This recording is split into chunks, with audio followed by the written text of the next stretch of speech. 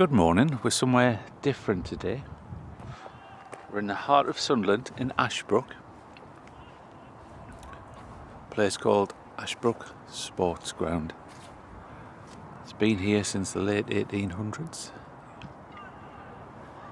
It's only about 3/4 of a mile away from Sunderland city centre, but the home of rugby, cricket. It's even got a bowling green. Used to have tennis courts. There's a couple of five-side pitches over there. A lovely little spot, perfect beer garden in summer. And if you look up there, there's the spire of St. John's. I'm just going to have a look at this old stand over here, as it has a memorial to some men who were members of the club during several conflicts over the last 120 years.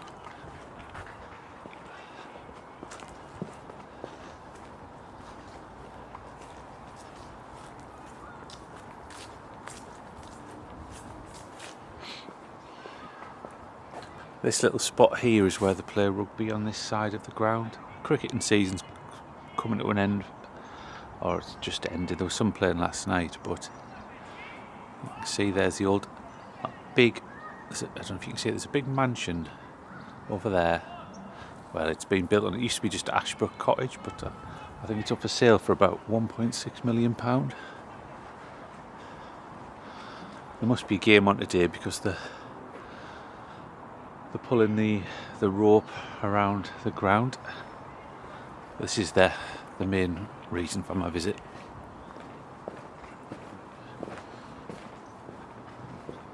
There's a few memorials in Sunderland hidden away in some of the old churches, but this one is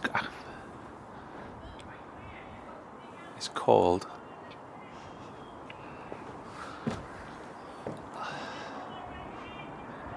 The Last Stand, Sunderland Rugby Football Club. And it's got in memory for men who died in, we've got the Great War, Second World War.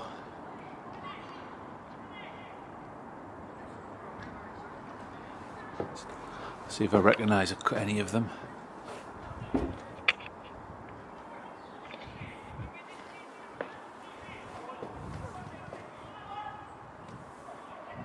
Have a look there. There's two of the Barker brothers. There's actually 3 Barker brothers killed in the Great War, sadly. I wrote a story on each of them in Sunderland history. Who else have we got? There's a Corder. Probably a member of the Corder Quaker family.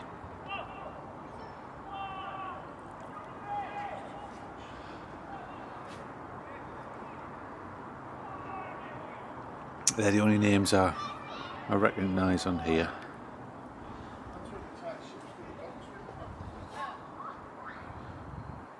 And then there's some from the World War II, Broadhurst, Carroll, Diaz, Dobby, Foster. Actually, probably say about 2/3 Great War. No, it's probably half and half. Normally you always see it's more Great War.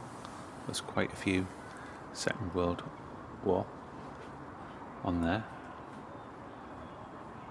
But this one, C.W.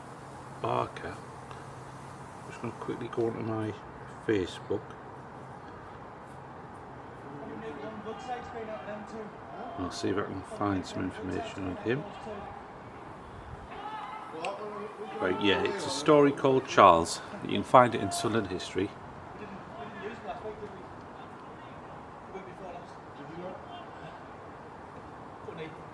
Charles was a solicitor and clerk to the borough magistrates.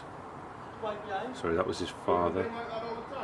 He was one of 5 boys who were sent away to boarding school in Norfolk, all served.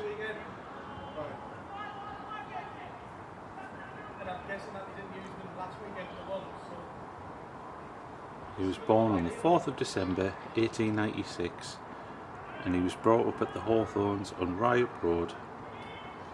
He qualified to be a solicitor and in 1910 was admitted to his father's firm Dixons and Barkers in Sunderland. He enlisted in August 1914 and joined the 15th Hussars as a trooper, and then he received a commission with the German Light Infantry. He took part in the Battle of Loos, and which he was commended for his calmness and gallantry. He also took part in the fighting of the first day of the Battle of Somme on the 1st of July 1916. He was acting as a battalion bombing officer. He took a shot to the thigh at Fricourt and was severely wounded on that infamous first day of fighting. Charles was stranded in the battlefield, stayed there all day and night while still directing his men, and wasn't rescued till the following day. The injury kept him incapacitated for 6 months and he was awarded the Military Cross. Then he was promoted to captain. His actual initials, CWT, were for Charles William Tone Barker. His mother was a member of the Tone family who had that big house, I think it's called Grange House on Stockton Road, which is, I think it says it helped the aged now have that.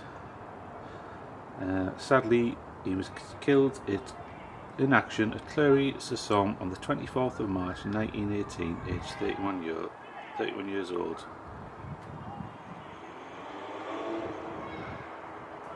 So, another man who'd been injured, but he still went back to the front and fought. So, that's Charles William Tone Barker. His grandfather was a builder, a well-known builder in Sunderland who built a couple of the big houses around the place. And his great-grandfather is one of the few headstones that is in Bishop William House Cemetery. Sorry, not Bishop William House Cemetery, sorry, I mean Sunderminster Churchyard. I'm just going to have a quick look up here. Now, I believe this was Sunderland played here. It was the last ground that they had on the south side of the river before moving to Monk Wearmouth.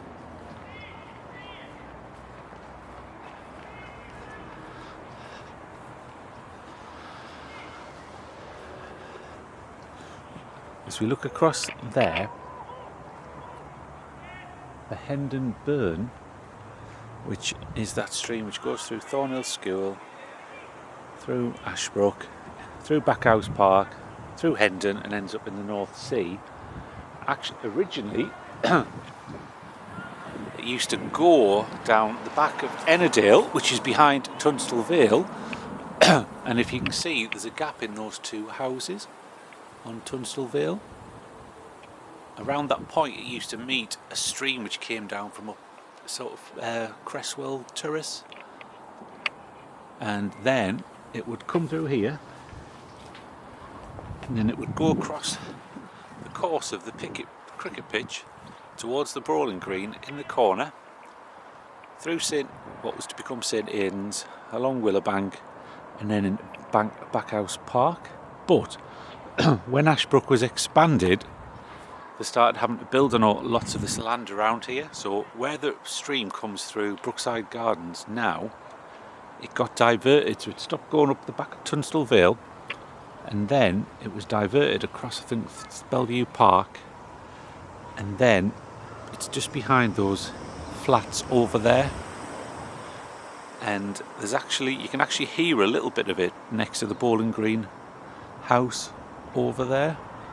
Whereas originally it would have gone straight across this cricket pitch. It would have been quite a big job to culvert it, because it's a couple 100 metres from Thornhill School over there. You can still see bits of it before Backhouse Park. There's like an old people's home on next to Willowbank. If you can go down the back, you can actually have a look at the place.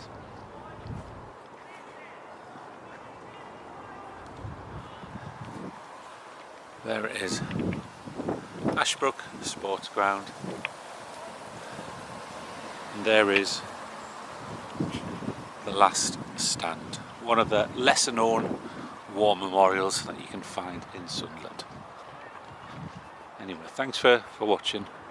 I'm off shopping.